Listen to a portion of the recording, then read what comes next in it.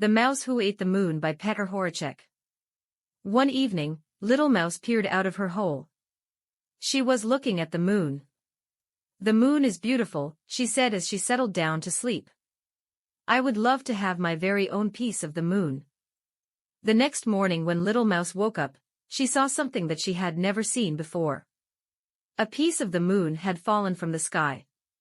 "My wish has come true," she cried. Little Mouse ran to get a closer look at her piece of moon. It smelled delicious. "Perhaps I can eat it," said Little Mouse. It smelled so good, "I'll just have a tiny nibble."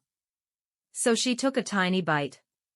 Then another and just a tiny bit more until she had eaten half of it. "Oh no," cried Little Mouse. "Now the moon won't be round anymore." "What's the matter, Little Mouse?" asked Little Rabbit. "I have eaten some of the moon," said Little Mouse, "and now it won't be round anymore."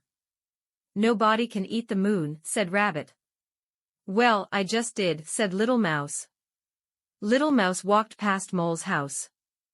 "What's the matter?" asked Mole. "I have eaten some of the moon," said Little Mouse, "and now it won't be round anymore."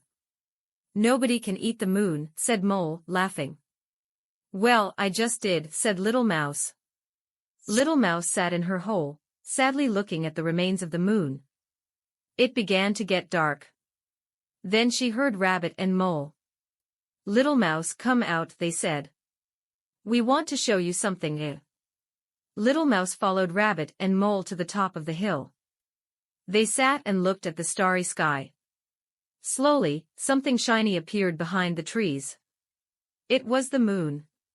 It was big and it was round. Little Mouse was overjoyed. "Look at the moon," she cried. "I haven't eaten it after all." So Rabbit, Mole, and Little Mouse sat under the stars and ate the other half of Little Mouse's moon. It was delicious. And the big moon lit up the sky behind them, because really, nobody can eat the moon.